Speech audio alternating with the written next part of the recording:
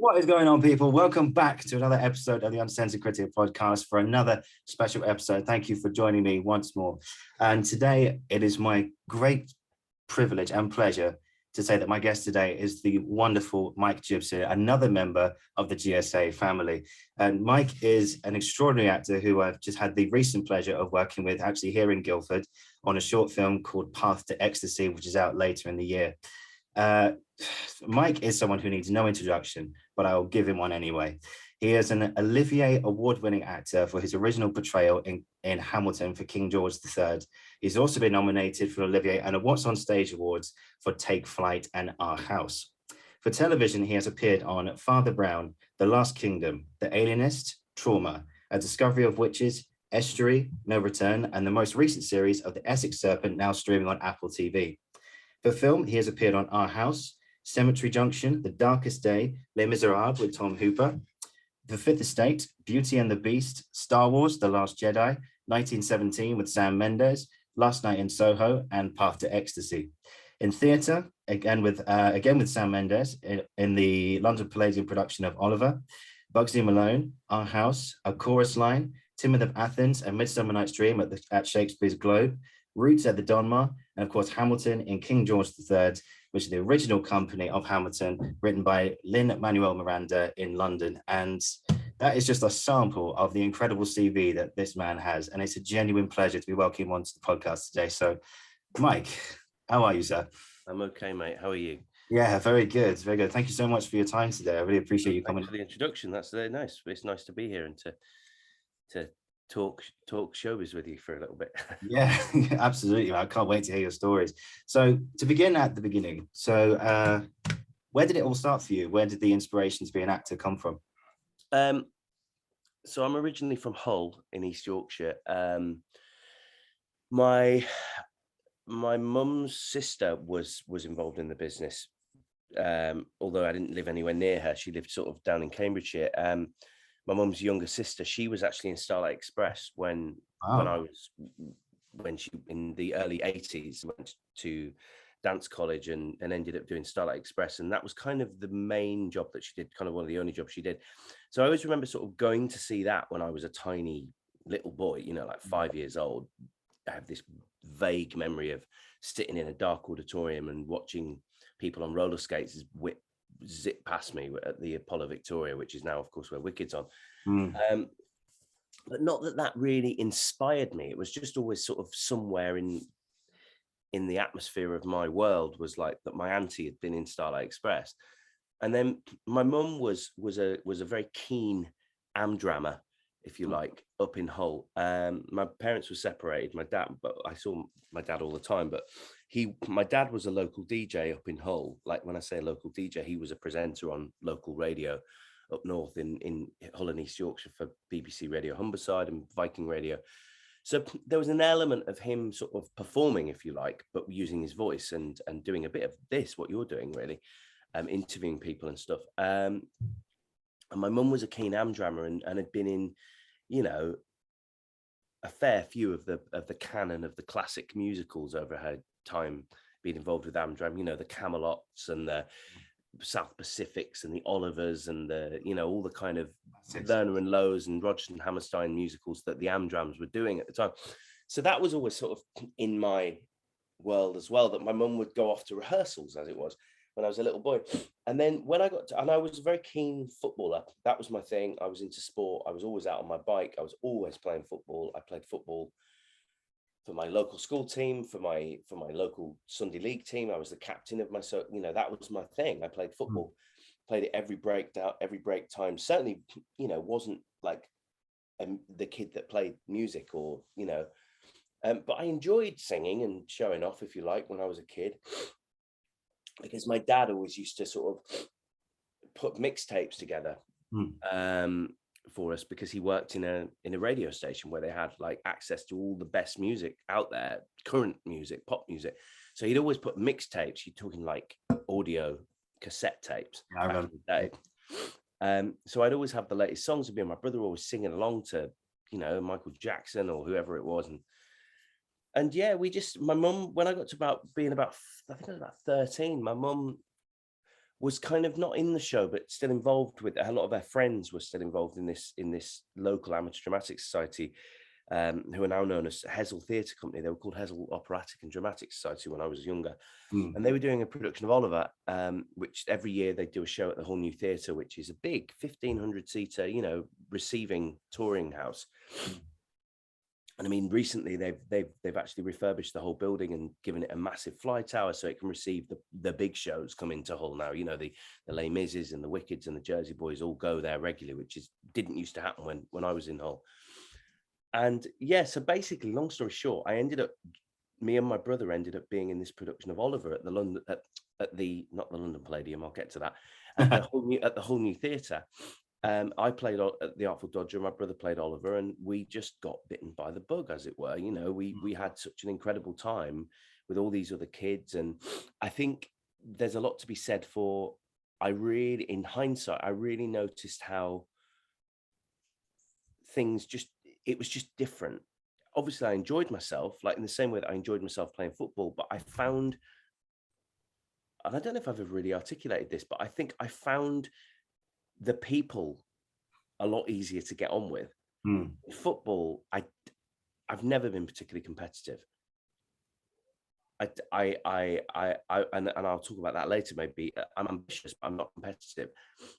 And I think that side of it, being in the football world, in the sporting world, I used to get really, I couldn't be doing with all the drama that went with it, the kind of upset if we lost, and the pressure that we were all under from the dads and the, you know, whereas joining amateur dramatics and stuff like that, being surrounded by other kids and it just being fun, and obviously I enjoyed the element of, you know, the acting and playing, finding, you know, the attention I got, I suppose, from showing off in a kind of controlled way rather than just doing it in my living room and showing people that I could, you know, I remember playing Dodger and being really proud that I could do like this Cockney accent because my mum was a Southerner, so I could do it. And I remember people saying to me, you can really do a good accent. So that gave me confidence to know that I've got a good ear for accents, I suppose. So anyway, so I finished that production of Oliver and just missed it terribly. Once it had finished, I suddenly was surrounded by all these kids that were my new best friends, and there were girls around as well, whereas at football there was no girls, and I was maybe getting a bit of attention from, you know, the girls and stuff, so that was cool. And it wasn't school, so there wasn't the kind of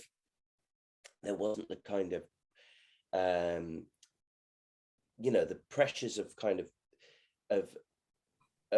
what's the word I'm looking for, when you're in a school society, you know, and you're kind of put into a pigeonhole of, oh, you're a geek, or you're a clever kid, or you're a sporty kid, or you know, there was none of that. There was no judgments about who we were in this Amdram world.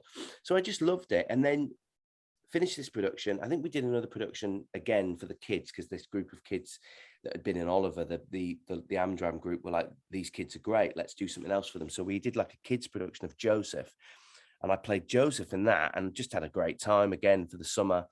Amazing. And then within a couple of months, by pure coincidence, I suppose, the Oliver was being remounted in the West End at the London Palladium, which Sam Mendes was directing. And long story short, me and my brother went down to the auditions for an experience, a day out. It was in the Sunday supplement press that they were going to audition kids nationally. And my mum and my mum's friend, who pushed my mum to take us down, my mum's friend, Linda Burgess, who I kind of accredit with the reason why we ended up going down to this audition in London. We went down and we both got cast in this production of Oliver at the Palladium. And I suppose that's when it really changed everything. Yeah. Was being in this massive multi-million-pound production that was directed by Sam Mendes. And I must correct you that I'd say I worked with Sam Mendes when I did Oliver, but I didn't really work with him when I was sort of that age. But it's on my CV, and since I've worked with him, that came up in the meeting actually. And I said, oh, it's on my CV that I've worked with you before, but we haven't. And he went, oh, it's fine, you can leave it on. Yeah, I'm telling you, you can leave it. So I'm allowed officially to leave it on my CV. Okay. So I was in this production of Oliver, and then, you know, being in this West End production with these incredible professional musical theatre performers, and it also sort of happened at a time when I suppose my voice was breaking, and I was starting to become more confident with my adult sound that I was making with my voice from a singing point of view. and left that production with these kind of incredible West End voices in my head, and thinking that's what I want to be like. And that's when I really started to sort of work on my singing voice. And then I joined the National Youth Music Theatre, or well, auditioned for and was accepted into the National Youth Music Theatre, and ended up doing that for the next sort of, how old was I? 14 until I was 19, and did 3 or 4 productions with them, which was just incredible. And again, just reinforcing that sense of being surrounded by like-minded people, my tribe, if you like. And those kids that were in that production with me have gone on to be the people that have become either my best friends, or I've worked with them again since, or, you know, we've all gone on in some capacity to work within the industry. There's a couple that haven't, but, you know, they're still connected within our friendships. But most people have, you know, whether they've become West End stars or agents or producers or whatever it is. So, and then you find me sort of at 18 years old and thinking, what am I going to do with my life? And of course, I wanted to be an actor and be in musicals, particularly something like Les Mis. And at the time, Les Mis had been on for about 12 years at the time. I mean, it's been on for 30 odd years now. And I wanted to be in Les Mis. And I was like, well, where do I go to drama school? And of course, you go and see all these shows. And at the time, the drama school that kept coming up in all the programs was Guildford School of Acting for musical theatre. So I auditioned for GSA, and, you know, luckily was accepted and went there for 3 years, and I graduated in 2002. And on graduating from GSA in sort of this sort of time in the year, it was sort of April, May, you know, when I was auditioning for stuff in my 3rd year, I was very lucky. On the same day that I was offered Our House, which was my big first job, big break, if you like, I was offered Les Mis as well. And obviously I said no to Les Mis because it was I was offered one of the students, and I was offered, luckily, the lead role in this brand new musical called Our House, which has gone on to be one of the sort of favorite shows that people do around the country. It's amazing. Subsequent productions of it, whether it's amateur dramatics or other touring productions or regional productions of it. So I played Joe Casey in the original production of that, and then, you know, then was sort of put in the position of like, well, where do I go from here, having sort of played the lead in this big musical. And I've sort of managed to kind of carve this career out for myself where I've been able to make decisions about what I want to do. You know, of course I take the work, but I've been able to sort of go, well, I want to do musical theatre. That's what I love, is musical theatre. That's what makes me breathe. But I've managed to sort of put this career together, which is a sort of straight actor's career. I've worked at the RSC, I've worked at the Globe, I've worked at the Donmar Warehouse, I've worked at the Royal Exchange in terms of theatre and straight plays. You know, I've done my Shakespeare's, I've done my Chaucer, I've done my Arnold Wesker naturalistic kitchen sink dramas, and then I've done my musicals at the Chocolate Factory and things like Hamilton, and I've worked with Stephen Sondheim, and I that's sort of what I love to do. But then also I've managed to carve this career of being a bit of a jobbing screen actor as well over the years, and here I am, sort of just ticking along, really. You know, I do a bit of everything now. I've prided myself on that I write, I've directed, I do voiceovers, I do radio plays. I've worked for the BBC a lot recently doing, you know, I do a BBC radio drama stuff quite regularly. I'm one of their actors that they call on, which is lovely to go and do a bit of that every now and again. And I do nice TVs and nice sort of high profile Hollywood stuff as well. So yeah, things are good. And I'm sort of a jobbing character actor who has to sort of do what I always wanted to do. I'm still doing the same as what I did when I was 14. And I still like the fact that I get to do accents, and, you know, I get to be surrounded by people that are like-minded and that I can have fun with. So I hope that kind of is, in a nutshell, how it all started and where we're at now. No, that's amazing, mate. Honestly, it's so great to hear your journey and everything, and how I've always fascinated with actors beginning, when any sort of creatives beginning in this industry, because it's such a. I was talking to someone the other day about this movement. Well, our movement director on the show that we're doing here was talking about how she's fascinated by the beginning, like how do actors want to become actors? You know, you've articulated your journey, you know, perfectly just now, and it's just all about I found it was the freedom. I found it was like, you have the opportunity to speak now, and to tell, you know, your truth, even though it's a character's truth, but you have that right. And it's the thrill afterwards of that. Oh my God, that was just, I can't describe it. It's that thrill, or that goosebump feeling, or that fire in your heart. And you think, oh my God, this is amazing. Like, you feel free in a way, which is fantastic. You mentioned there that you worked with, sadly enough, the late Stephen Sondheim. I mean, that must have been incredible. How was that experience?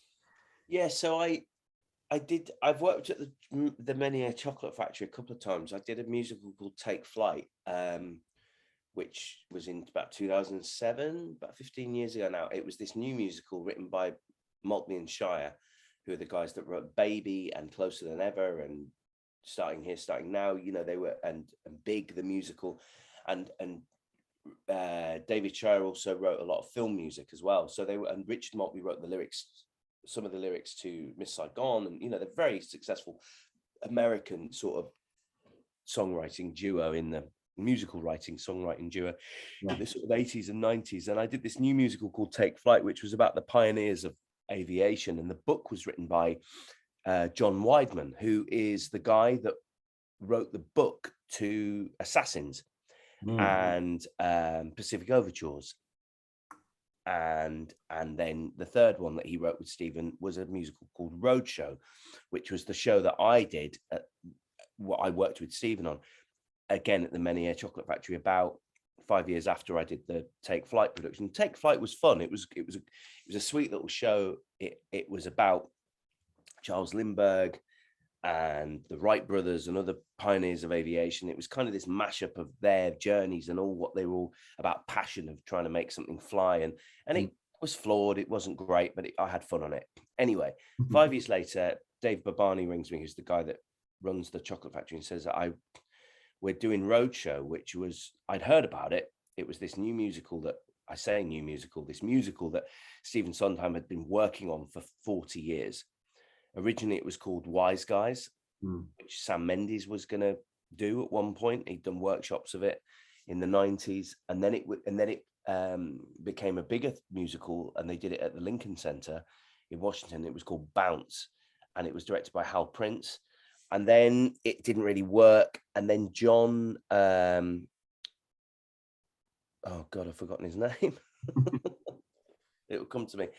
The director of my show, what's his name? I'm gonna have to find out who directed it now. Go on. I've gone completely. Let's see what's famous theatre directors. I'm googling it. This is really embarrassing. I've got. No, it's fine. Go for it, John. Oh God, you got me thinking now as well. John. It'll come to me in a second. Who's a famous director called John? Bear with. I'm gonna get it. All right. Google is your friend. John Doyle. There you go. John Doyle. I went completely blank then because I said John Wyden. John Doyle, who is so it was directed by John Doyle, who is John Doyle is a Tony Award-winning British director who directed an incredible production of Sweeney Todd, Actor Musician, that went to Broadway from the Watermill Theatre in Newbury and ended up winning all the Tonys a few years previously. And he'd got hold of this production of Bounce and basically decided that he wanted to fix it for Stephen and John and turned it into a very small chamber piece that they did at the Public Theatre and called it Roadshow. It was the same story essentially, but just a lot smaller and, you know, economic in the way that it functioned as a musical. So we essentially sort of revived that production, but did a version of it in the UK that was new. It was John Doyle directing it again. It had the same kind of motivation behind what made the production tick, but it was a new version of it with different actors in a completely different space, because the Chocolate Factory is a kind of a TARDIS in terms of what they can do with it. It can change into all different sort of spaces for the theatre. So I ended up being in this production of Roadshow, which John Weidman wrote the book, who I'd worked with before, who's become a really sort of close mate, really. And Stephen was around as well. And he wasn't really around a lot. What's incredible about Stephen is that if he trusts people, he kind of lets you get on with it. you know, he doesn't. I've worked with writers, and they're in the room, and they're making changes, and they're sometimes becoming a bit problematic for the creatives, because creatives can't work with them being around and constantly faffing around with what the piece is. Whereas Stephen kind of just left us to it, and he was always planning on coming over, and he did. He came over, and he actually only watched the dress rehearsal, and we had dinner with him that night as well, and he was just lovely. I mean, he was, you know, I think he was known to be quite a difficult man at times, and John Doyle warned us that if he doesn't like it, he may tell you. And he said, that's my job as your director, to kind of protect you from that.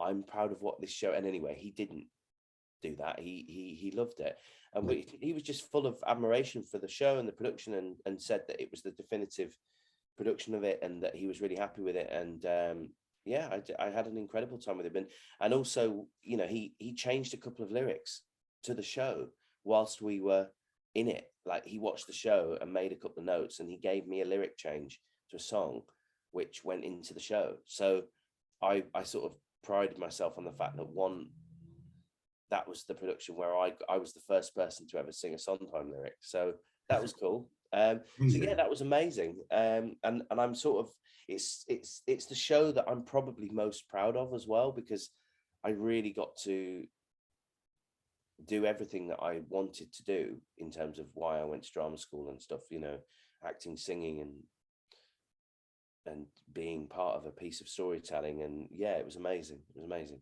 Wow, that's Stephen Sondheim, what a guy. May he rest in peace. And yeah, just the fact that you got to work with him and just have dinner with him as well, it's just, I mean, it's just a titan of the industry, you know. Yeah, it was amazing. It was amazing to say that we were having dinner with him. Yeah, it was lovely. Yeah, I've been re-listening to Sweeney Todd recently, and the Michael Ball and Imelda Staunton version, the album they released, and it's just like, wow. But he came over for that as well. I remember him saying that. Yeah, he was usually around, and yeah, my wife's worked with him twice. My wife Caroline, who also went to GSA before me, she did Into the Woods at the Donmar with him, and funny thing happened on the way to the National. Funny thing happened on the way to the National. Funny thing happened on the way to the Forum at the National.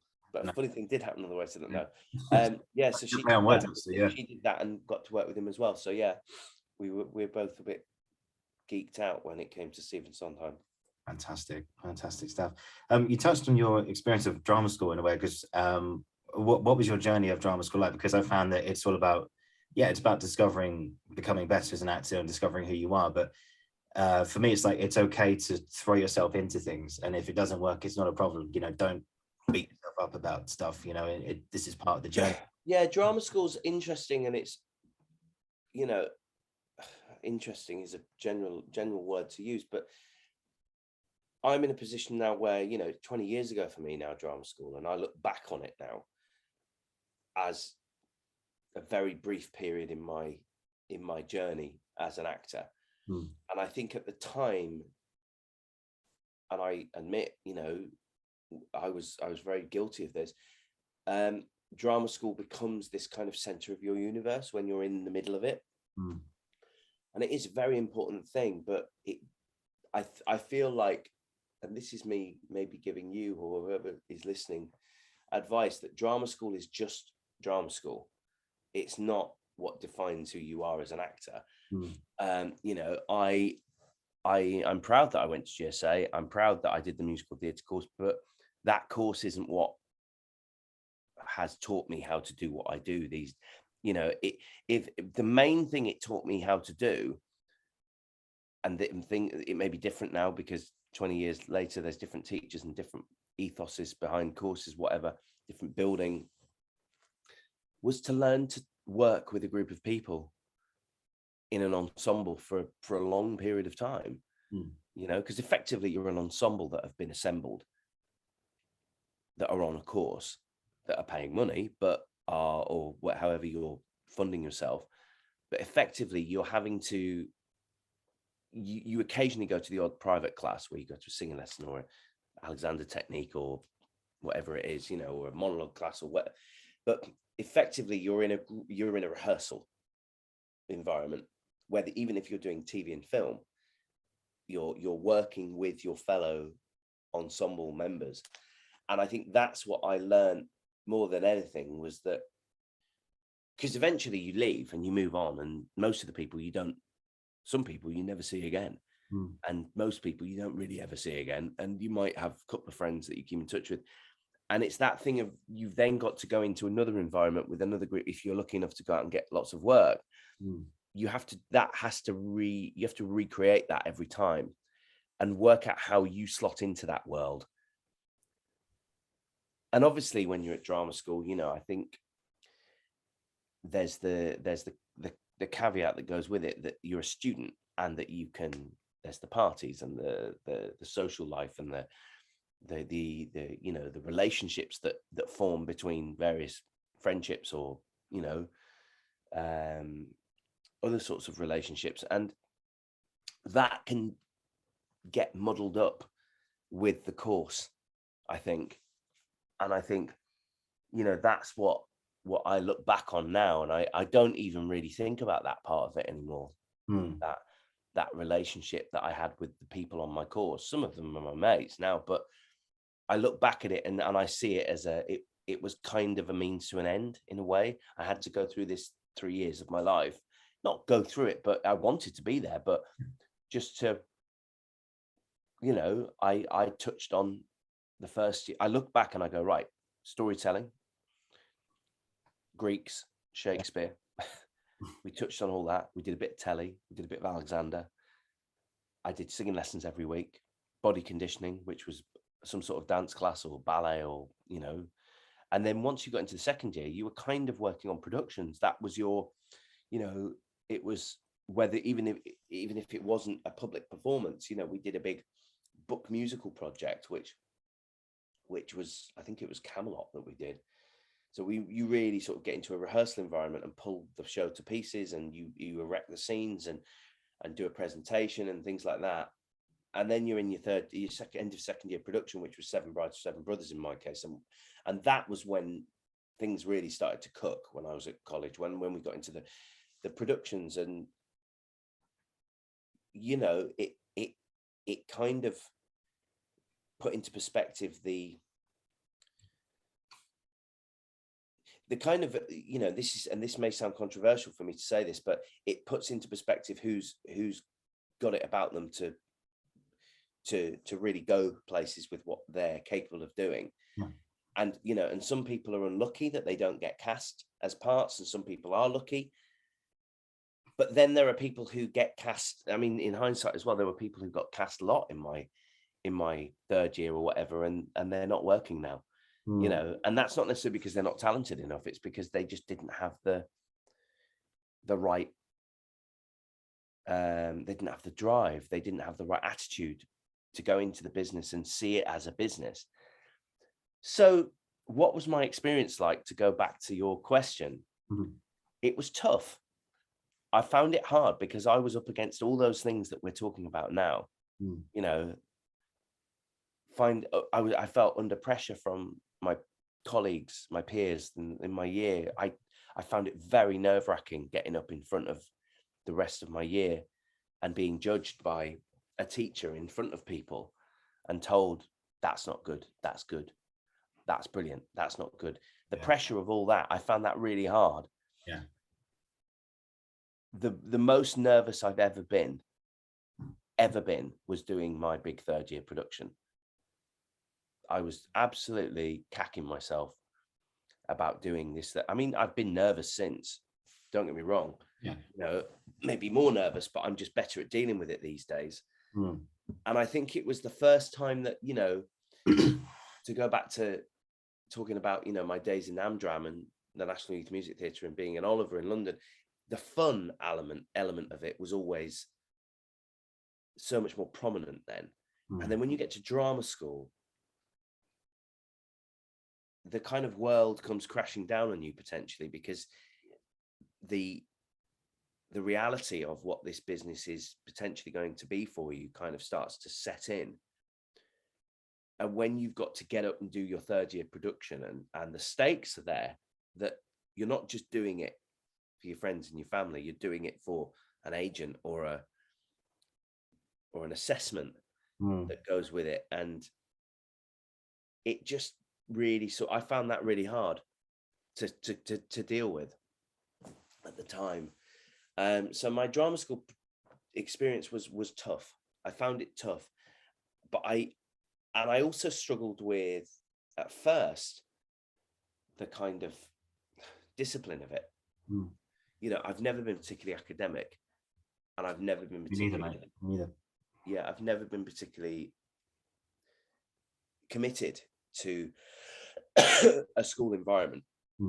You know, and I don't know if that's got anything to do with my upbringing or whatever, but academia and the importance of school was never really a massive deal in my household.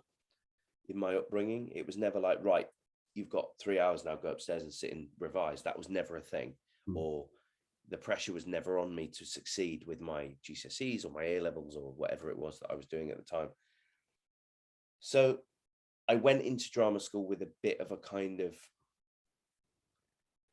naivety / arrogance about that.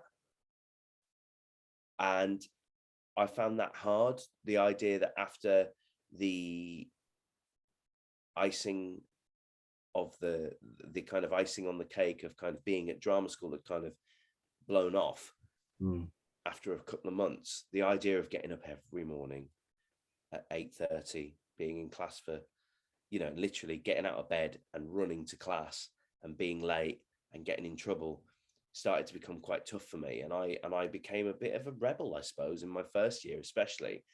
I was that kid who was I was bollocked by the head of our course. You know, Jerry Tebbett, who's still at GSA, will tell the famous story of getting me into the staff room and making me sit down on the floor with my legs crossed in front of all the other staff and said, "You're acting like a child, so I'm going to treat you like a child." Wow. And he says, "I want you to sit on the floor with your legs crossed." And I went, "Okay." And he says, "Now, I'm going to talk to you like a child. If you are late for one more class, you are gone. Do you understand?" Yes. And I said, "Yes." He went, "Go to class and show up on time." And obviously it worked. And that was that.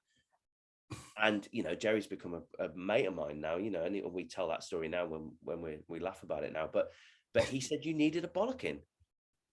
He said you needed to be told off. You were taking the piss. And nobody else was going to do it.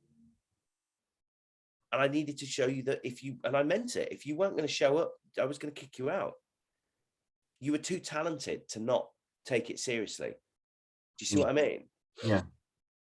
And he saw that in me, you know, and lo and behold, you know, I ended up getting nice parts in stuff and you know, and then and even in my showcase, I mean, I didn't really even do anything particularly showy in my showcase, but I was given the opportunity to do what I wanted to do, to move on to the next stage of my career in life. So that was kind of my experience at GSA, really.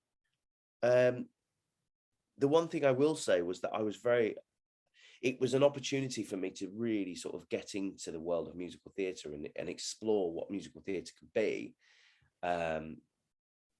Because we were just doing musicals all the time.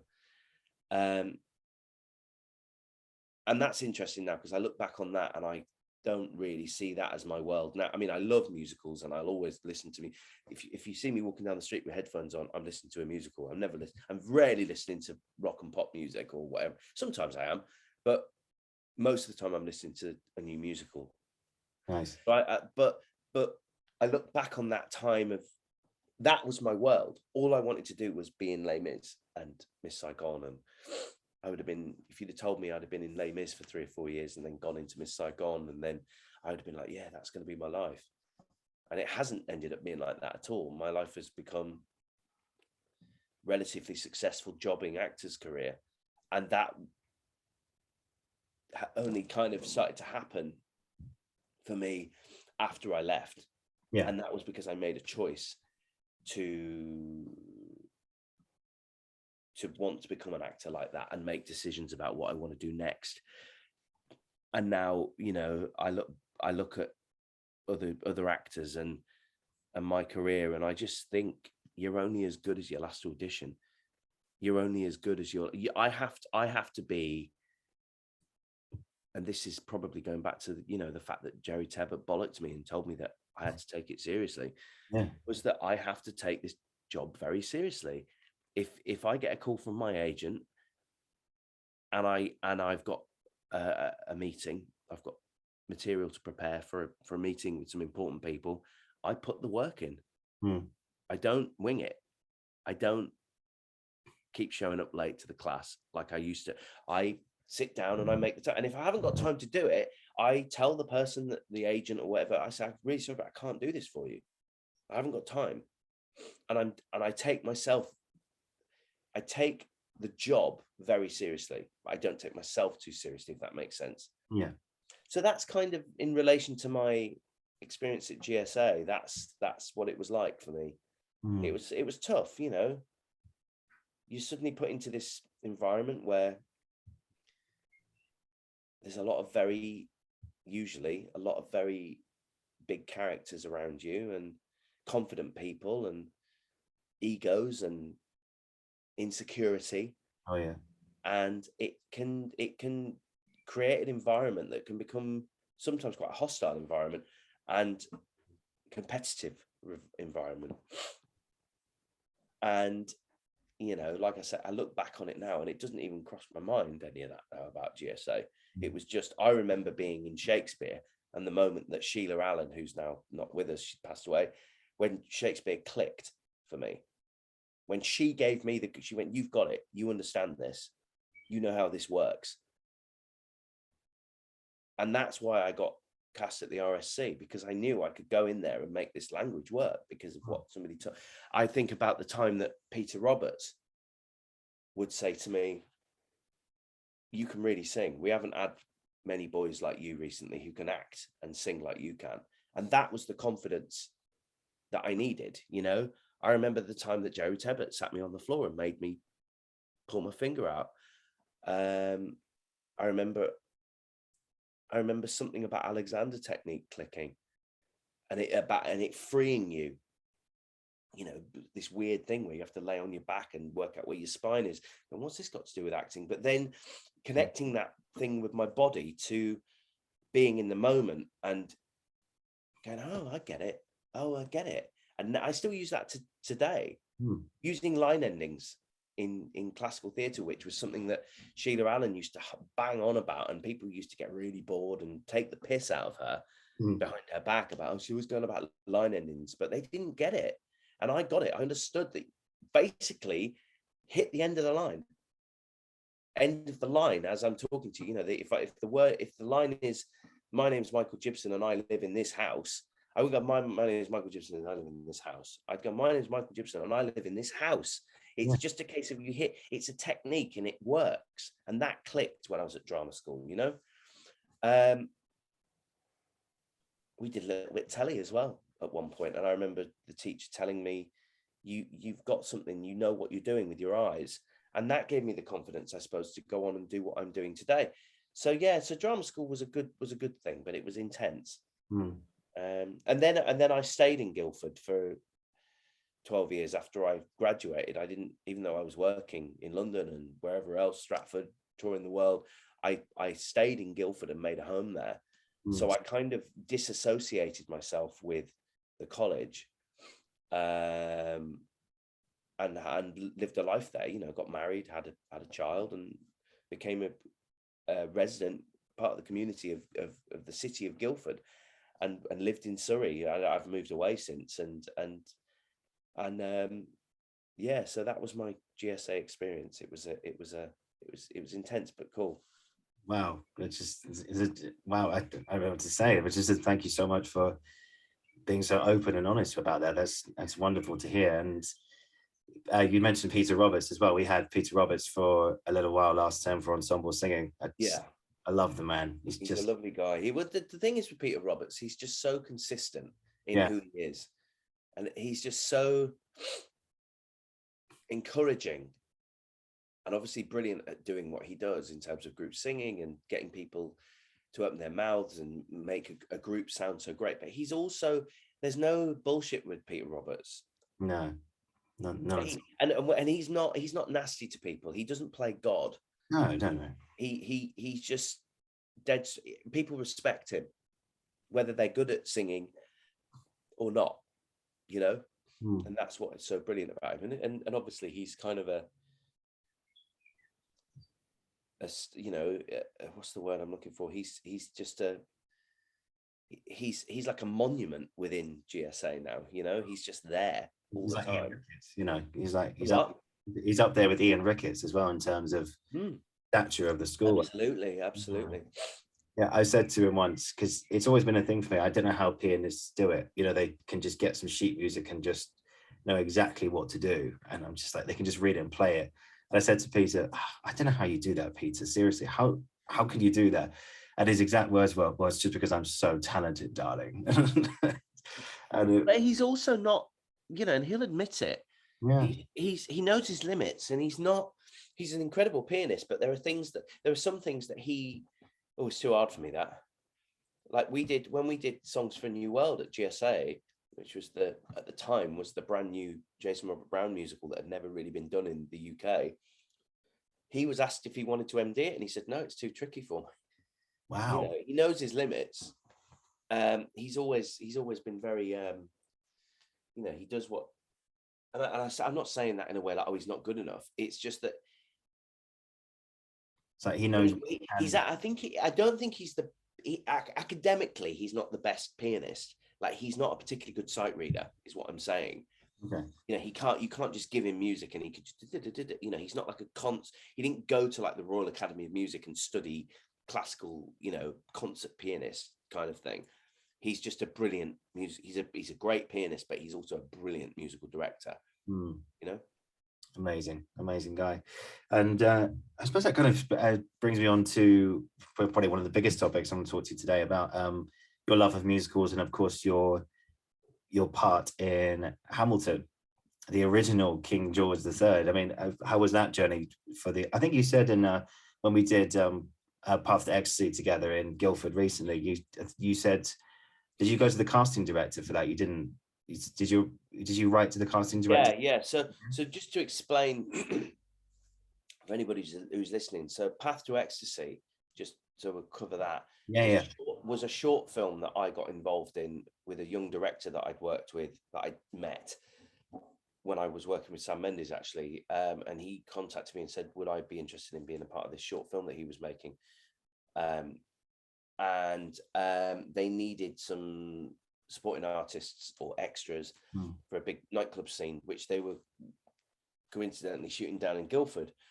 And I says, oh, well, I may know the right people for you. So we ended up getting students from GSA to come and be on set and hang out and get to experience a day on a working film set. And I mean, it was a short film, but it was actually quite a big short film in terms of the amount of, very impressive. Well, it wasn't just students making a film. It was, you know, there were proper working people on set with proper cameras, and, you know, it was quite an exciting and long experience for you guys to sort of see how it all goes. And so that's how we met on Path to Ecstasy. And I was obviously talking to you and the other guys that were there with you, and we had a bit of a chat, and, you know, it turned into a bit of a Q&A about the world of the business and all that kind of. Yeah, it was great. So King George, obviously Hamilton was very much within my radar of like what was going on in the world of musical theatre, and not necessarily because I was like, I need to be in that show, but just because I'd started listening to it when it first sort of, the album was released in like 2014 or something like that. I thought, this is cool.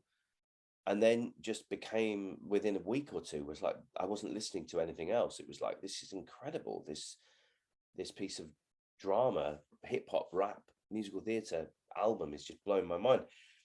And even then I was like, well, that's a cool part for the King. And then I've sort of worked out, oh, it's that guy, Jonathan Groff, who's the guy from Spring Awakening, who's the guy that did the voice in Frozen, and what a great song. And then the show was announced that it was coming to the West End. And I didn't really even think about it. I was like, well, they'll cast a name because it's Hamilton. They can get who they want. They'll get James Corden or Matt Lucas or somebody like that. And it sort of popped into my head. I was like, I'd like to be seen for that. And I remember talking to my agent about it, and she was like, oh, and she'd seen it on Broadway. I hadn't seen it. I tried to see it in New York, like when it had just opened. I was in New York doing some press for some television thing that I was doing out there. And I was like, well, I'll go and see it when I'm there. And I simply couldn't get tickets. Like, it was impossible to get. I tried every source I had. And I had sort of like John Weidman, for example, who was the guy that wrote Roadshow, is really good mates with Lin-Manuel. He was like, I'll sort you out. And even he was like, I can't get you in. I tried ticket. I joined the lottery queue. I got in the returns queue. It was just, there was no way I was going to get to this show. So when it was announced it was coming to the West End, my first feeling was like, well, I've got to go and see it. I'll finally get to see it. And I put this call into my agent, and she knew, like, I was in her office, and I remember when I said, oh, Hamilton, and she like literally nearly fell off her chair and was like, oh my God, this show, I saw it last month in New York. It blew my head up. It's incredible. Yes, we should absolutely get you seen for King George. So that was kind of the beginning of it. But then I just took it upon myself to, you know, in the way that I sometimes am, very sort of proactive in the way that I work. I wrote a letter, a handwritten letter and an email, because I have my sources to be able to contact him. I wrote to Cameron Mackintosh, who I knew was producing the show in the West End or facilitating it for the American producers. And I knew that it was his team that were going to be casting it, as it were. And yeah, long story short, I got an audition through that process by Cameron sort of taking note of the fact that he thought it was a good idea too, because I played the factory foreman for him in Les Mis, and he'd seen me in Roadshow. And so I was certainly on his radar, and yeah, I got the job, and that was how I ended up being in Hamilton. And then I got the part, and I ended up having to wait around for about 9 months and be out of work before I started the rehearsals. And then it was just incredible to be in the rehearsal room of that show with that team. And even though we were effectively mounting another production of a show that had already been created, I was getting to be in the room when decisions were made about how it was going to work in London, and just like tweaks went into place. And, you know, especially with my character, you know, they did, apart from where I had to stand on stage, they kind of let me do my own thing with it. And obviously it worked well, because, you know, the show has continued to kind of do very well. And, you know, the show won lots of awards, and they gave me one as well, which was amazing. Yeah. And just to be in that show was just amazing, really. To just, there wasn't that, it's like, the way I describe it is, you look at it and I can't fault it.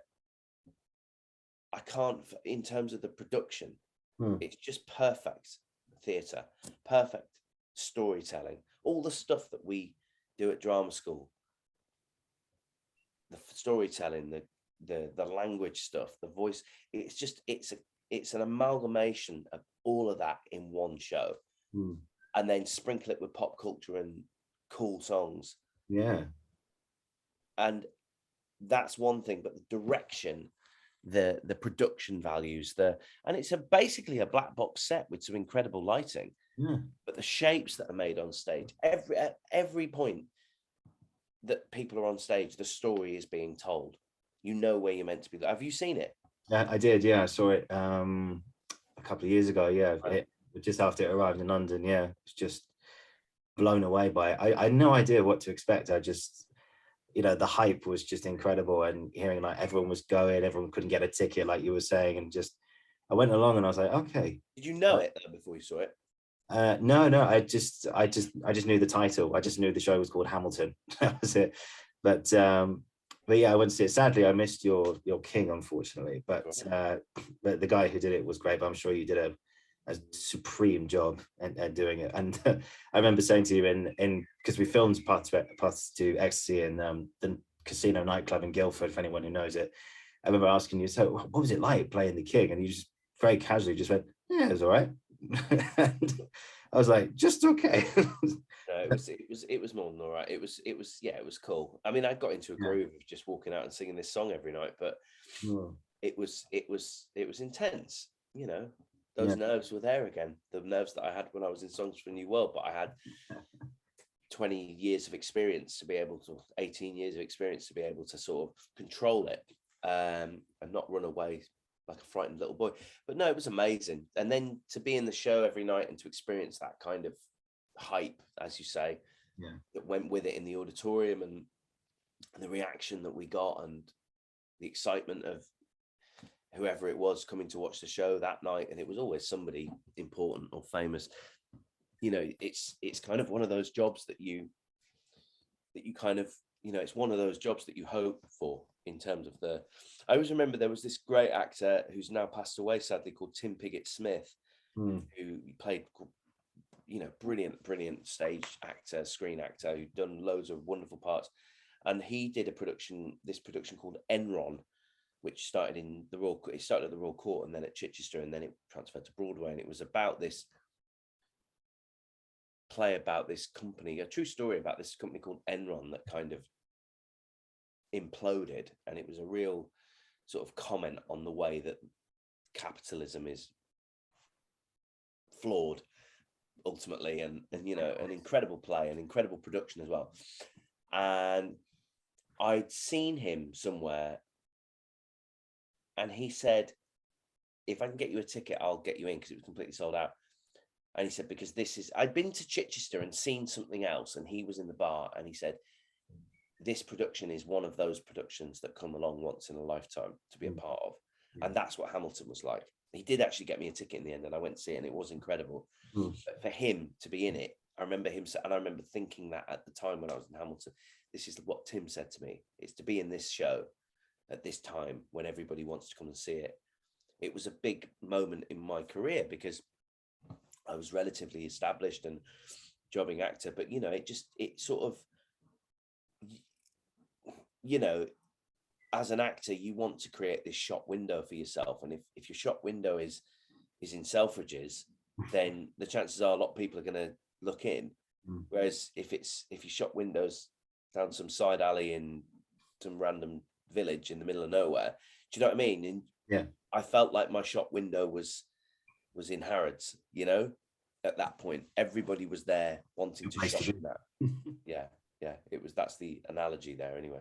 Yeah, it was a great experience. And, you know, I got to wear a crown and sing a song, and it was interesting because I didn't really get to do any, I say I didn't really get to any acting, but I did, but I just had to perform a song. Yeah. I get to sort of look at anybody else. It was me in the audience. That was an experience. Yeah, because the King's numbers are just, it's like a soliloquy in a way, isn't it? Yeah, no, it really is. It really is. You know, I didn't get to look anybody else in the eye, and I had a couple of moments with the audience, which I got to play around with. You know, I really messed with the audience, and, you know, the punchlines of the songs, kill your friends and family. And then I'd play around with the pauses every night and try not to milk it, you know. Oh yeah. Keep it truthful, and keep him, because what I wanted to do with King George, which I think I did, was not make him a caricature of a posh monarch, which is kind of what I think it's done like in America, from what I've seen and what I've heard, is that, you know, and that's not because of the actors, that's because of the relationship the American audience have with King George when he comes out, is that it's a posh British guy. Yeah. Whereas as a British audience, we have a very different relationship with our monarchy. I mean, look at what we're about to do at the moment with the Jubilee, and the respect the majority of the nation have for our monarch. Well, you know, and I wanted the audience to respect me and be frightened of me, and also find me funny. But I didn't want them to find me funny because I was being funny. I wanted them to find me funny because I was being the monarch. I was being the king, you know, and that's what I think was what I enjoyed the most about it, was being able to sort of play around with that and make him slightly psychotic. Did you have actually members of the royal family actually come and see you? Because anyone who is anyone has seen this show. So. Yeah, we did. Prince Harry came. He came to, him and Meghan. They came twice actually. They came one night just as a night out, and nobody in the audience knew they were in. We were told they were in because they were like, you're going to see security everywhere back, because they came in through backstage and like sat down just as the lights went up they were everybody was sat down. They held the auditorium, and then they pulled up outside. They got out the car. There was 3 minutes of them sitting down. The lights went up. I mean, and then the moment the show finished, they were out and they held the auditorium. You know, it was that kind of thing. And then they came again we did a big royal gala for charity, and they came and we met them, and there's quite a famous photo of me standing next to Harry playing his great grandfather, and me and him chatting. And he did actually say to me, "Is the crown heavy?" Was it? It wasn't actually, but what I wanted to say to him is, well, you'll never know. Oh, more now, actually, more than ever. So sadly he won't wear that crown, not even by legitimately. But what's Lin-Manuel Miranda like to work with? To be honest, I mean, I don't really know. I mean, I met him a few times, but he wasn't again, like Stephen Sondheim. He trusted his team to just get on with it. And I think obviously at the time his whole world was exploding in terms of his success, and he was in the country. He was filming Dark Materials down in Cardiff, so he'd pop in every now and again. I didn't really get a chance to hang out with him, or I had a few conversations with him, but it was always very sort of small talky, or to do with that, because he was so busy with everything else, and he was always very complimentary and pleasant. And he popped into my dressing room, I remember, before the first preview, and but he was doing the rounds with the whole theatre, and hang out with him. So yeah, I certainly didn't really get to work with him as such. I mean, he was around again and did the odd tweak with the odd bit of dialogue, which didn't affect me. So he was around in the order. My main memory was that during Tech, he was in the auditorium, kind of hanging out with the team, and just on his laptop, and just sort of, I think he booked that week or a week or so just to be with us, because he just likes being in the building. So yeah, he was lovely. I mean, obviously the guy's an incredibly successful guy with genius stamped on his forehead. Yeah. It was cool. I mean, what was cool was to get to work with the creatives, for me mainly, Tommy Cale, who directed it. I think he's just an incredible person to be around, as well as a director. He's so bright and quick-witted and funny and honest about what it is he's trying to do as a creative. And I really felt supported and privileged to be working with him at that time. And Alex Lackamore, who's the musical supervisor of Hamilton, who was around for most of the time, taught us the show.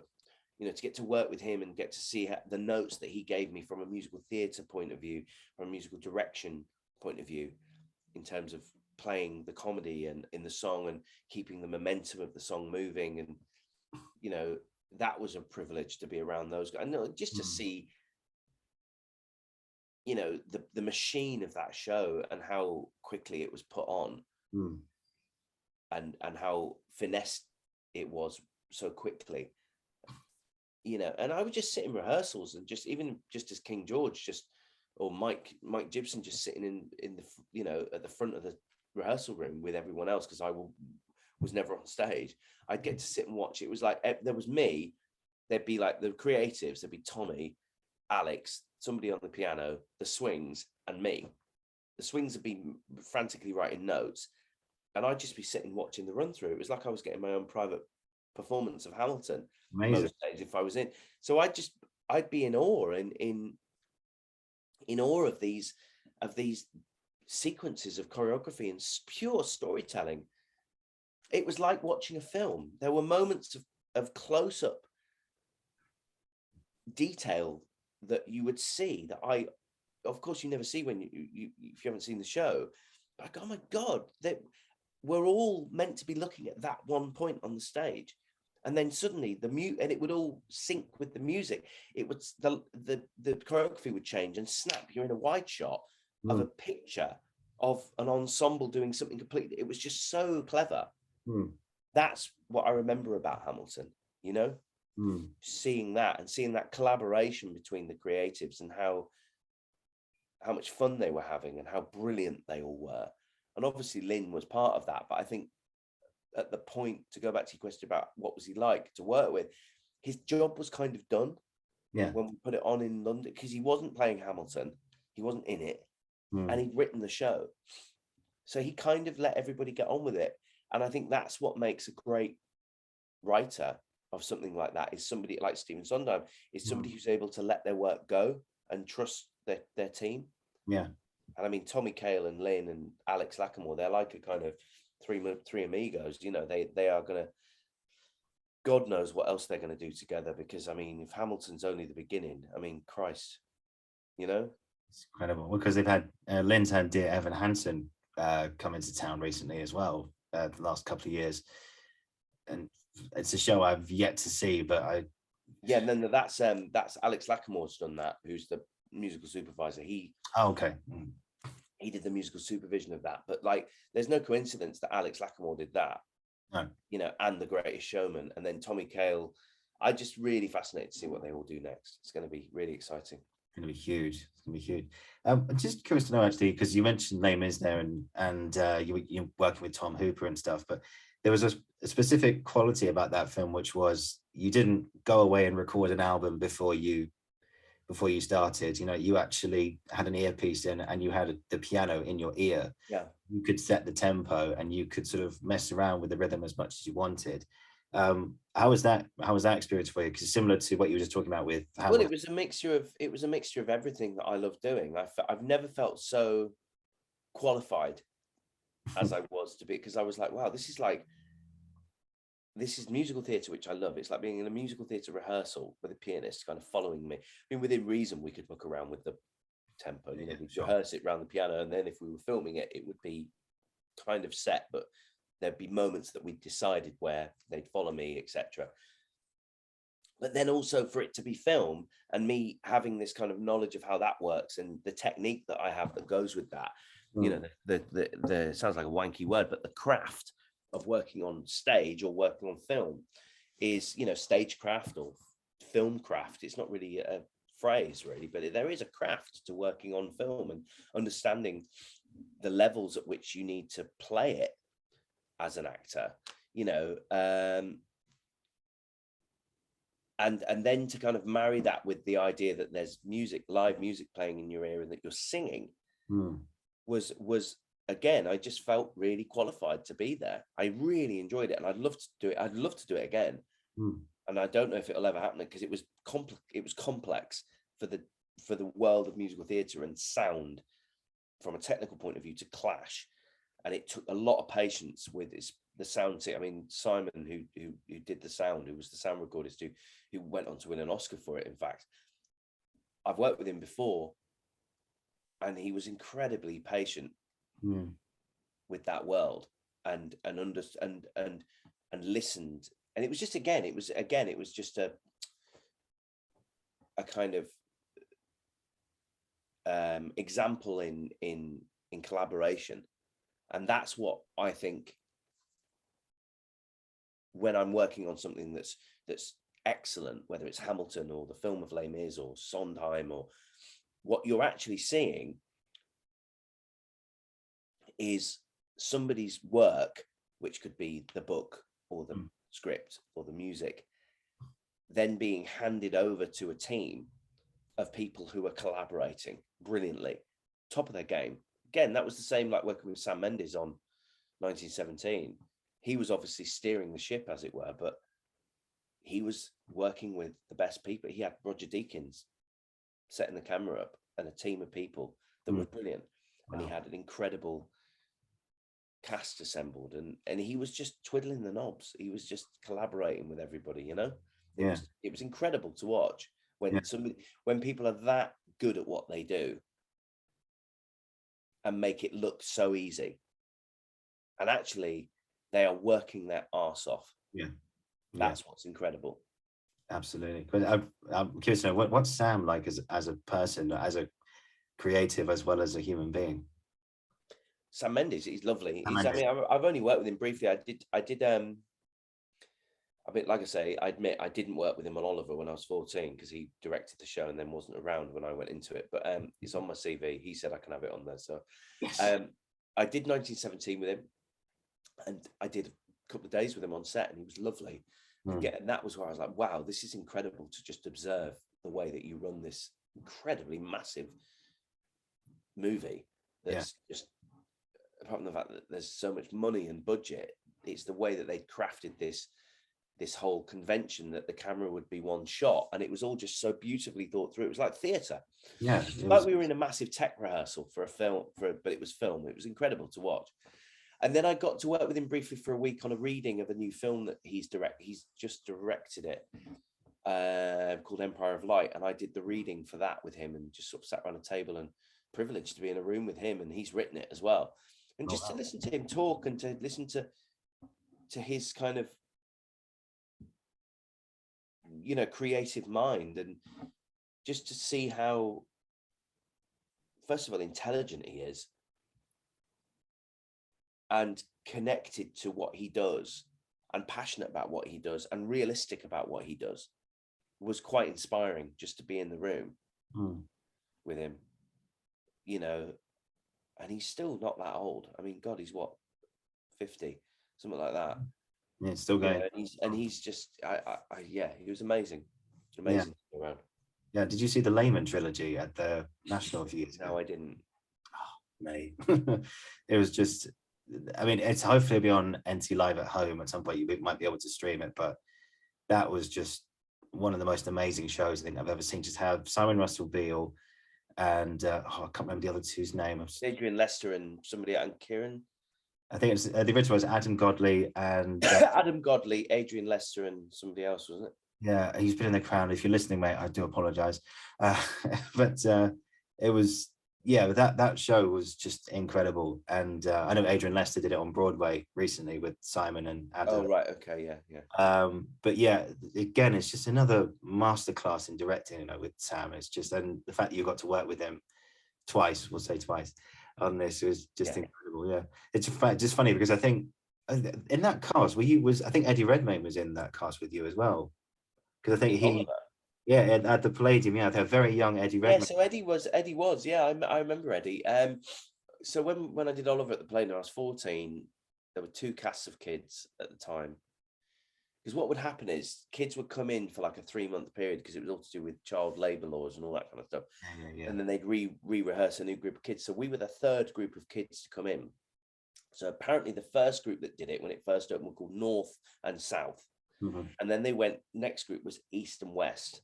And I was North 2 and South 2. So they had like another North and South. And we were that group. So I was in Fagin's gang in North. And Eddie played the bookseller boy in South. So we did cross paths in rehearsals. But then once the show was on, we weren't. I've got a feeling he came in and did the show like one night, because for whatever reason, the kid who was playing the bookseller boy couldn't do it one night. So Eddie came and did it with our cast. So, yeah, but I remember him. And then I'd met him a few times before his kind of major success, you know, out and about when we were sort of, because we're similar age, and, you know, he was doing stuff and I was doing stuff. And I think we've auditioned for stuff that he got work over me. And I think I got a job over him once. And then, you know, when we were younger, and yeah, he went on to win an Oscar. Yeah. I remember him saying that on Graham Norton, actually, that he said exactly the same thing as you. He said, I put Oliver on my CV and I worked with Sam Mendes. I didn't know if I actually met him while I worked on that experience, but so he did exactly the same thing. And you know, it's so cool that Sam just said, yeah, keep it on there, mate. You know, you're part of the production, which I was involved with as well. It's cool. Yeah, absolutely. I just got a few more questions for you. I think as actors, you know, the best sort of way to start work is to get an agent, and you know, you're being represented by one of the top agents in the country. What's the best way just to get an agent? Is it just simply to obviously be passionate about what you do? Of course, you know, passionate about acting, about seeing, whatever it is. What's the best advice you can give to creating a good impression with an agent and to make a good impression? Well, obviously, an agent is going to take you on because they've seen something that they feel like they can work with, represent, and create work for.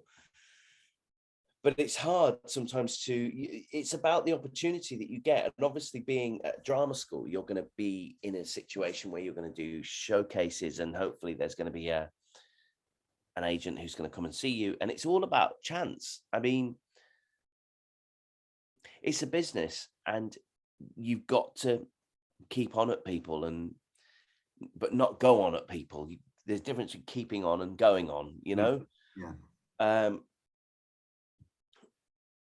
And there's a lot of agents out there, and some are good and some are useless, you know, or just not connected to the people that you want to be seen by. It's just I think with agents, the best bit of advice I can give anybody is knowledge. If you know who they are and you keep an eye on what they're doing and who they represent, then you have given yourself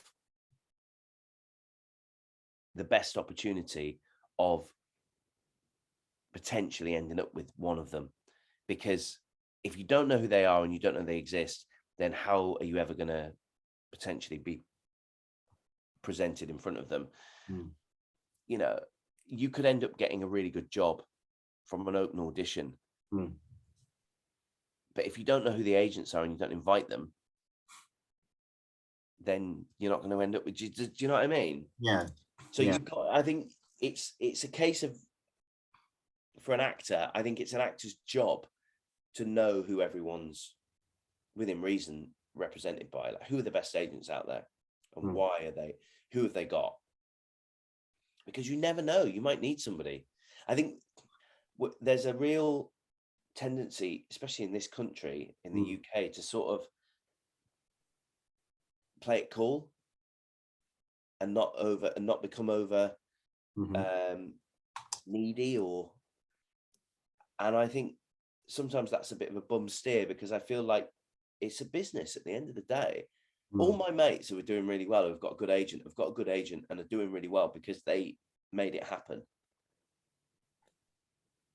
Yeah. Don't get me wrong, there's some people who it just happens for because they are lucky, you know, they've got parents who are actors or producers, or it's usually because they know somebody.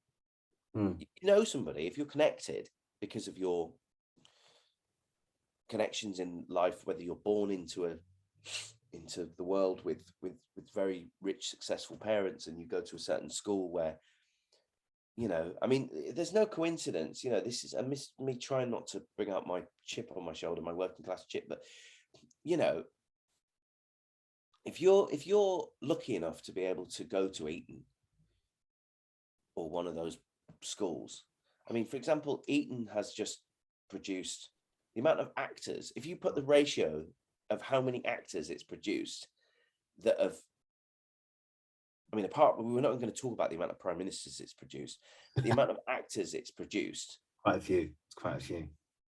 And then you look at like schools that random schools around the country that specialize in sports. So they pride themselves on the fact that they've got a really good rugby team. So they invest in that.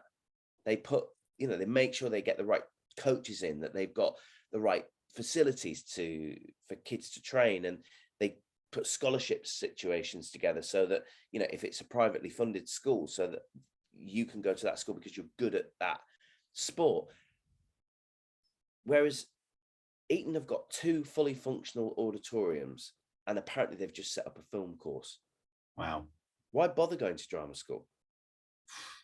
When very good question. When if you've got parents who are probably, if they're sending you to Eton, they could probably put a call in to whoever and say, "Will you come and see my lad or my daughter at this institution and see what you think?" And, you know, so then you put that in, you flip that on its head and go, you've got some kid who's from, I don't know, some working class city from the northeast or something, and has been to local youth group that's free and has quite a lot of talent, and then gets an audition for a drama school in London and has to self-fund the train fare and get themselves down and get in, and then how the hell am I going to afford to do this?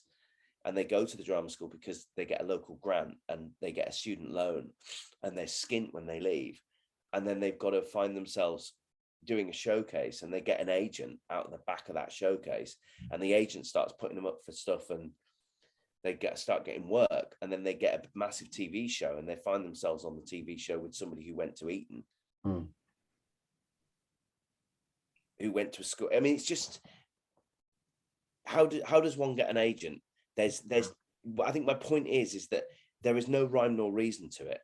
Yeah, you can either be like now, I like to think that because of my career and because of my connections, I could put a few calls in if I ever needed to look around, or my agent, something happened and they needed to shut the office and that. But that's because I'm connected now. But when I was 21, I didn't have those connections. When I was 22, I got my agent because I'd been to GSA and I got cast in Our House, and I did Our House, and then I finished that, and then I went and did another little job for a bit, and then I got cast in a production of Brighton Rock at the Almeida, playing the lead, which the Almeida was like one of the coolest theatres in the world to work at. And the director of it said, you need to get a new agent. And he put a call in for me to 4 or 5 agents, and half an hour later called me back with 4 meetings with the 4 of the top agents in the country. And that's how I signed with the agent that I'm with now. And I've been with them for 20 years, 18, 19 years, you know. Wow. So that's how I did that. I mean, but the chances are, would an agent like mine show up to every drama school showcase? Probably not. And that's not because they're rude or because they just haven't got time. And they might not necessarily be looking to take on, busy. They might take on 2-3 people a year. Maybe. Might not take anybody on. You just don't know how it works. There's no rhyme nor reason to it. So you could be lucky enough that your mum's best mate is a manager at a massive independent United Agents. Yeah, I'll take Bobby on and start putting him up for stuff because I saw him in that school production. You know what I mean? Yeah. Or you sign with a run-of-the-mill agent and just start going up for stuff and see what catches. It's really tricky. But the one thing I will say, which is what I said before, is you've got to have a knowledge of who's who. Google is your friend. Get on Google, look up all your favorite actors and actresses and find out who they're with, and it will soon start to fall into place. Oh, I get it. There's about 10 to 20 agents that all look after the people who are doing really well, and make those people part of your the names of those agents part of your lexicon so that you know who they are. Yeah, that's great. That's great advice, man. I think that's sort of touching on just advice for actors like leaving drama school. And you touched on it already, but just like the drive and everything, and just keep working and keep at it, and it's a really interesting one, that, because we all suffer with motivational. I have days where I go, what's the point? Didn't get that job today. Shit. Just want to go at the pub and drown in my sorrow. But then this is a business. If you are a builder and you want work, you've got to go and do a good job for people, which will generate more work, and maybe put a sign outside your building site so that people driving past might catch a glimpse of the number and take it down, and they're doing good work in a good area, and you've got to show up with the right tools to be able to complete the work. So if you're a musical theatre actor, go and see musicals. Go and see everything. Go to the theatre. Go and be a sponge. Take in everything, whether it's good or bad. Go to singing lessons. Go to masterclasses. Go and listen to people talk. Consume every part of this world that you want to work in. You'd be pretty pissed off if a chippy showed up to fix your build you a banister on your a staircase, and they were like, oh well, I've sort of got a knowledge about how woodwork works. Yeah. Do you know what I mean? I'd be like, get out. I don't want you here.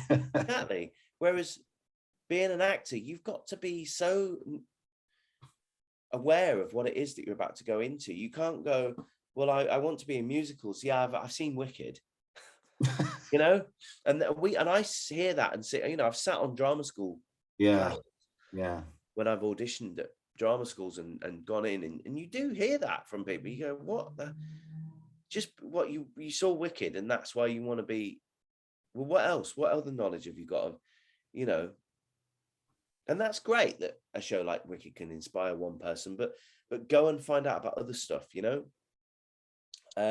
So you've got to just have this kind of drive and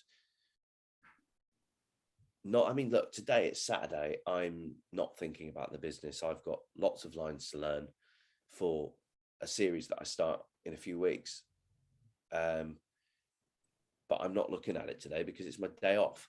But when it's Monday, Tuesday, Wednesday, I'll probably allot a certain amount of the day where I might sit down and look at my script and do the work, you know? Yeah. So I suppose without wanting to come across as sort of, you know, arrogant, it's like the reason why I'm doing what I do is because I work my arse off. Yeah. You know? Yeah, absolutely. When I'm working, I really work. I work hard at doing what I do. Yeah. And I think there's a lot of actors out there who have this sense of entitlement that they just expect it's going to happen for them. I agree. Totally agree. You know, they some people literally expect that they're going to get the lead in a Marvel film. Absolutely, they do. And that's what their career is going to be, that they're going to be like Robert Downey Jr. or they're going to be like Tom Hiddleston or, you know, because for some reason being in a Marvel film seems to be the kind of pinnacle of being an actor at the moment.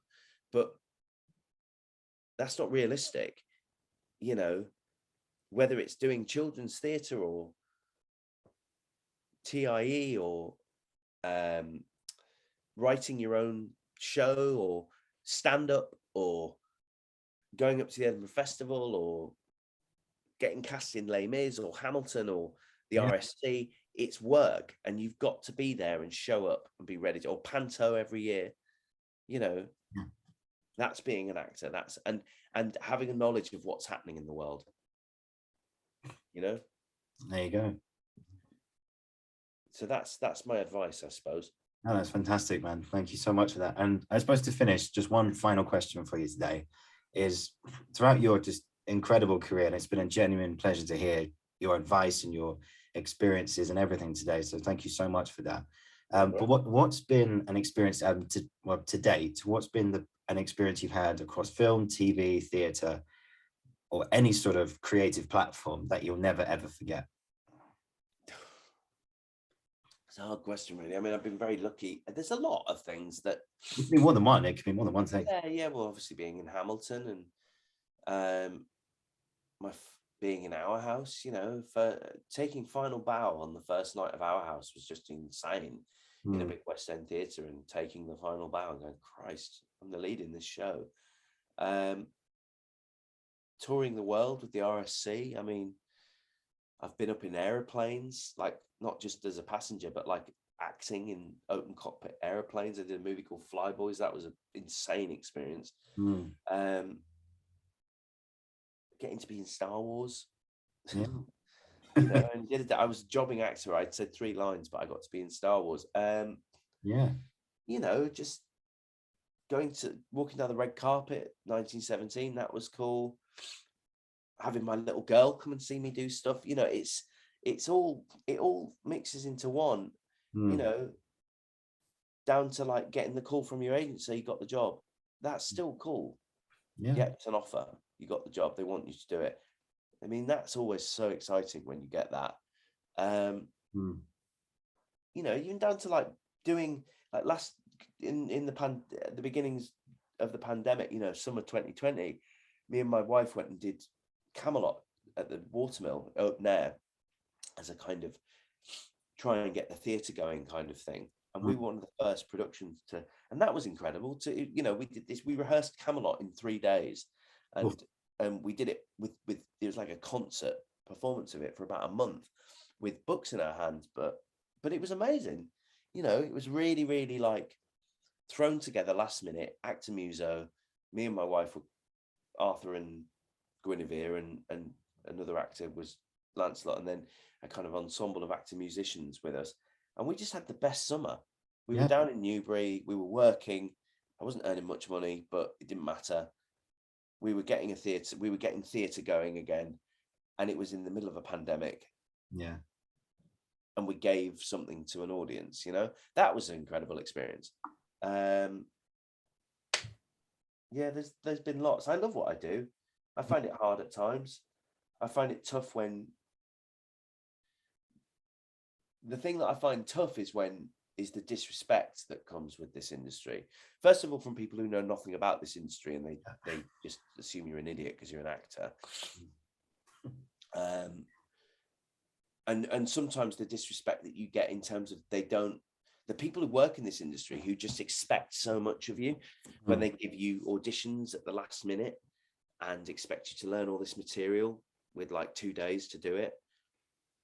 And the stress that can put you under when you've just suddenly got to drop everything and read a script and learn pages and pages of dialogue and go into a room and do a good meeting. And then you don't get any sort of feedback, or I find that really, really tough sometimes. Yeah. And they just say, thank you very much, we'll be in touch, and that's it. Yeah. And that happens all the time. And that's something that comes with this industry, unfortunately, that you've got to create this quite thick skin. Yeah. Be able to just forget about it I try and forget about the audition once I've done it, really. Not once I've been told it didn't go my way, because on paper it looks like I never stop working, which luckily I do work a lot, but for the 10 auditions that I go for, 8 of them I don't get. You know, it looks like I'm always getting work, whereas I've auditioned for so much stuff this year which didn't go my way, you know, or that I nearly got, and they went with somebody else, and I could taste it. There was one a few years ago that really was hard. It was I can talk about it now because it didn't happen in the end. It was the first spin-off of Game of Thrones that they made. Oh yeah. Which they made the pilot for, and then I think they cancelled it. They've since made another one. There's this new one called The House of the Dragon, which they've shot a whole series, and I've got friends in it. Yeah. That original spin-off, I auditioned for that, and I was on hold for months. Like, it was going to go my way, and then they went with somebody who was more famous than me. And that was hard, you know, because you sort of you can smell it. I'm going to be in this show and it's going to be great, and then it didn't happen, you know. There's been a couple of other near misses and stuff, you know, but that's part of our job, is to be, we call ourselves professional actors, but 50% of the time we're professional auditioners. You know, that's my job a lot of the time, is learning lines for incredible parts and scenes that I'll never do. Yeah. I do them in the self-tape in my front room, or I go into an audition and the casting director gets to see me nail it, but I'm not right for it. You know, and interesting. It's almost like you're a very good piece, but you don't fit the jigsaw Exactly. Yeah, it's a really good way of putting it, actually. Yeah, but you know, there's no doubting of your talent at all, and I think just that perseverance to keep going, I think, is absolutely right. And yeah, absolutely. Wow, Mike, thank you so much for today. Thank you. Good luck with it. Where are you at then? Now you're in Guildford, obviously, but are you in your digs then at the moment in Guildford? Yeah, I'm student digs. Yeah. Is that on site at the university then? Yeah. I'm on student accommodation again for another year. I've been here since September, so rediscovering what it's like for my 18-year-old self again. How's that? How is life in where is it? Stag Hill or something like that? Yeah, Stag Hill campus. I'm just up the hill actually from Stag Hill reception. So we've got the library literally just about 200 feet away, which is pretty cool. I don't even go in it, but I need to print stuff off. But yeah, it's good. It's been a very good year. And we're doing our shows, then we'll have our showcase, and then we're going into our independent projects and stuff. I'm thinking about doing a one-man show, which I can do there and potentially take elsewhere. Yeah, but it's been a very good year. I've learned so much about myself and the craft, and working with yourself was it's very unusual that Casino Nightclub. I can say to people now, I never thought when I came to Guildford I'd say I spent an entire weekend in Casino Nightclub. I know, and it was a fun shoot. A proper nasty nightclub, that place, with its stank of sticky booze everywhere. And there's a Jägermeister in the carpet. You enjoy it, the experience of working on that short film? Oh yeah, mate, I absolutely loved it, and it's a credit for the CV and everything. And another director worked with J.J. Abrams on Star Wars and stuff like that, to make connections there, and got and I think one very good piece of advice I got from like yourself and from drama school in general was just take those opportunities. Even if the work is not paid, just get it, just do it. The experience.